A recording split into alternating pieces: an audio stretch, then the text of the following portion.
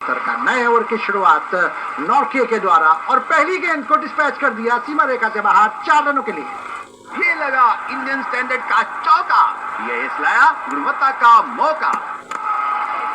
शानदार बल्लेबाजी का प्रदर्शन मध्यम क्रम में इन दोनों ही बल्लेबाजों के द्वारा होता हुआ और बेहतरीन साझेदारी पनपती हुई इंग्लैंड के दृष्टिकोण से निश्चित रूप से बढ़िया संकेत। फिलहाल इस मुकाबले में दक्षिण अफ्रीका की टीम को एक बार फिर से अपने आप को संजोना होगा, समेटना होगा और मंत्रणा करनी होगी कि किस तरह से इस जोड़ी को अलग किया जा सके। नॉर्किया की अगली गेंद और इस बार लेग स्टंप की तरफ हटते हुए स्ट्रोक के लिए जगह बनाई, गेंद एक बार फिर से सीमा रेखा से बाहर 4 रनों के लिए। इंडियन स्टैंडर्ड का चौका, ये एक्स्ट्रा कवर गुणवत्ता का मौका। एक्स्ट्रा कवर क्षेत्र पर कप्तान मार्करम खड़े थे, लेकिन उन्हें धत्ता बताती हुई गेंद सीमा रेखा की तरफ दंदनाती हुई चली गई और एक महंगा ओवर साबित हो रहा है नॉर्के का। इस ओवर में 2 चौके अब तक आ चुके हैं और ब्रूक शानदार बल्लेबाजी कर रहे हैं। अब तक 41 रनों की एक बढ़िया पारी उन्होंने खेली है। डाइव लगाकर गेंद को रोकने की कोशिश जरूर की थी मार्करम ने, लेकिन गेंद उनके हाथों के सामने से निकलती हुई सीमा रेखा से बाहर चली गई। पिछली 8 गेंदों में 26 रन बने हैं, जिसमें 4 चौके। एक बार फिर से लेग स्टंप की तरफ हटते हुए गेंद को खेलना चाहते थे, लेकिन नॉर्कियन ने लेग स्टंप की तरफ ही गेंद को कर दिया और गेंद को वहां पर आसानी के साथ धकेल भर दिया। ऑन साइड में मिड विकेट क्षेत्र में एक और रन मिल जाएगा ब्रूक को। ब्रूक इस 1 रन की मदद से 42 के व्यक्तिगत स्कोर पर और इंग्लैंड 114 4 विकेट के नुकसान पर। स्कोर है इस समय 164 रनों की दरकार है इस मुकाबले को जीतने के लिए इंग्लैंड की टीम का। जहां तक प्रश्न है इस मैदान की यदि बात करें, जैसा कि हम पहले भी चर्चा कर चुके हैं, इससे पूर्व 4 मुकाबले खेले हैं T20 अंतर्राष्ट्रीय मैच इंग्लैंड ने यहाँ पर, और उन चारों में ही उसे कामयाबी हासिल हुई है। और दक्षिण अफ्रीका ने इस मैदान पर 2 मुकाबले खेले हैं और दोनों में ही उसे शिकस्त का सामना करना पड़ा। अगली गेंद इस बार लेग स्टंप पर आती हुई गेंद को फ्लिक कर दिया। डीप बैकवर्ड स्क्वायर लेग पर फील्डर मौजूद, 1 रन से ज्यादा नहीं मिलेगा।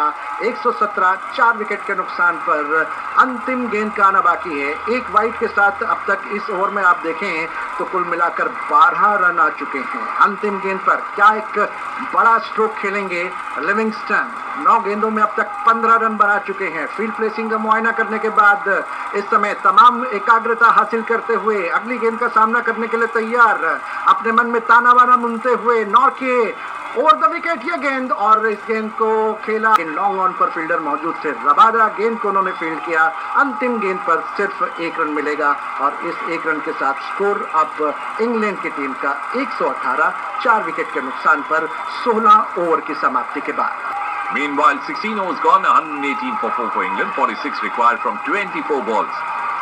As Bartman comes in, pitches ball outside the off stump, that's been hit very hard, and a valiant attempt at the deep covers by Stubbs goes in rain, and the ball goes over the boundary.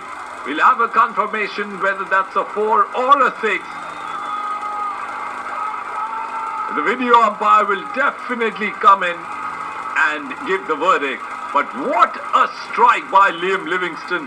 Hard hit shot at the deep covers, and I feel that the ball bounced before the ropes, and very soon the video umpire for the game today, who's none other than Joe Wilson from West Indies, will confirm that it's a boundary. Yes, it's been signaled to Sharfuddollah, and he gives that singular boundary. Bartman now wearing the 41 number t-shirt comes in wide outside the off stump, full toss up in the air. And it's a huge shot. We'll have to wait and watch whether that's a 4 or a 6. It's a 4. ये लगा, ये लाया गुणवत्ता का मौका। Well, what a start to this over number 17. First 2 balls, 8 runs score, 2 boundaries. He's waiting at the crease. He's waiting for the ball to be delivered. He's watching the ball so carefully. Livingston on 24 of 12. Strike rate of 200. Bartman comes in wide. Full toss once again. Oh, it's all happening there. There was a fielder on the deep square leg, but the ball has traveled out of the ground for a 6. ये लगा ISI mark 6. BIS care app करे quality 6. Valiant attempt before this at deep cover. Valiant attempt at deep square leg this time. But the ball travelled high from Keshav Maharaj. It travelled hard and has fetched 6 runs. So 14 of the first 3 deliveries. It's getting expensive. 17 gone in this over. One more delivery to come. Bartman comes in, bowls a full toss. That's up in the air. That's played over the mid-on fielder for a 4. Baartman ने 21 run देकर कहीं ना कहीं जीत को काफी हद तक सुनिश्चित कर दिया है। इंग्लैंड की टीम का जहां तक सवाल है, कुल मिलाकर 78 रनों की साझेदारी हो चुकी है 40 गेंदों में मात्र 5 विकेट के लिए हैरी ब्रुक और लियम लिविंगस्टन के बीच में। 220 का स्ट्राइक रेट है लिविंगस्टन का और 156 के स्ट्राइक रेट से हैरी ब्रुक ने अब तक 47 रन बनाए हैं और दूर है मात्र अपने अर्धशतक से सिर्फ 3 रनों से। और अगर ये 3 रन वो बना लेते हैं तो उनके T20 अंतर्राष्ट्रीय कैरियर का ये तीसरा अर्धशतक होगा। क्या वो ऐसा कर पाएंगे? अब तक उनका सर्वश्रेष्ठ स्कोर है पाकिस्तान के खिलाफ 81 रन। नाबाद रहते हुए वो 81 रन उन्होंने बनाए थे, लेकिन फिलहाल शायद उस मुकाम तक तो ना पहुंच पाए वो, क्योंकि जीत की मंजिल अब इतनी ज्यादा दूर नहीं है इंग्लैंड की टीम के लिए। नए ओवर की शुरुआत रबादा के में कामयाब रहे। अगली गेंद फिर से फुल टॉस और उठा करके खेल दिया, इस बार स्क्वायर लेग की दिशा में। फील्डर वहां पर मौजूद है और अंततः जो ताना बाना बुना जा रहा था, जो योजना बनाई जा रही थी, उसमें कामयाबी मिली दक्षिण अफ्रीका की टीम को और इस जोड़ी को तोड़ने में कामयाब रहे रबादा। अंततः लिविंगस्टन 33 रन बनाकर वापस पवेलियन लौट रहे हैं और ये जोड़ी जो कि काफी हद तक लग रहा था कि जीत को सुनिश्चित करती हुई चली जा रही है इंग्लैंड की टीम के लिए, लेकिन लगातार फुल टॉस गेंदों का जो एक क्रम था पिछले ओवर में बाटमैन के द्वारा, लेकिन उनकी गेंदों को सीमा रेखा से बाहर पहुंचाने में कामयाब रहे। लेकिन रबादा ने इस ओवर की पहली 2 गेंदों को फिर से वहां पर फुल टॉस किया। पहली गेंद पर रन नहीं बना, लेकिन दूसरी गेंद पर लपक लिए गए और लिविंगस्टन इस समय 33 रन बनाकर वापस पवेलियन लौट रहे हैं। 6ठे विकेट का पतन इंग्लैंड की टीम के मुकाबले को जीतने के लिए। रबादा की अगली गेंद इस बार पटकने की कोशिश, धीमी गति की गेंद और इस गेंद को नियंत्रित पुल शॉट के अंदाज में खेला मिड विकेट क्षेत्र में। मिलर वहां पर मौजूद हैं, गेंद को फील्ड कर लेंगे आसानी के साथ, लेकिन 1 रन के लिए तब तक दोनों बल्लेबाज छोर बदल लेंगे। यहां से अब बाकी की बची हुई 14 गेंदों में 23 रनों की आवश्यकता रहा। अगली गेंद स्टंप के नजदीक से फिर से पटकने की कोशिश, धीमी गति की गेंद को वहां पर पुल किया, लेकिन फील्डर डेविड मिलर वहां पर मौजूद। 1 रन से ही संतोष करना पड़ेगा इस अंतिम गेंद पर। बची हुई 12 गेंदों में अब यहां से 21 रनों की आवश्यकता। Marco Jansen coming in, bowling a delivery, left arm over the wicket, outside the off-stump shot of length. Brook plays a dot ball. And if he manages to get a run now, he'll become the second England batsman to get a half century in this World Cup. 87 not out is what Phil Salt scored in the previous game, and that was the first half centurion for England in this contest, the T20 World Cup. 143 for 5. Jansen comes in, short of length outside the off stump, pulling the ball towards the onside. The mid-wicket fielder comes in, 2 runs picked up by Harry Brook, and that brings up his first half century of this World Cup. England with those 2 runs reach to the landmark of 150 runs now. So 14 now required in the last over. 19 overs gone, 150 on the board for England. अंतिम over कौन करेगा? संभावना यही है कि ऑनड्रिक नॉके करेंगे। हालांकि 1 over अभी बाकी बचा हुआ है बाटमैन का, लेकिन जिस तरह से पिछले ओवर के दौरान उन्होंने 21 रन दिए थे, संभावना बहुत कम है कि अंतिम ओवर उनसे कराएंगे कप्तान एडन मार्करम। हालांकि काफ़ी बढ़िया गेंदबाजी उन्होंने की थी नीदरलैंड के खिलाफ और 4 विकेट झटके थे उस मुकाबले में, और उनका सर्वश्रेष्ठ प्रदर्शन अब तक का रहा है जहाँ तक T20 मैचेस का सवाल है। 14 रनों की आवश्यकता।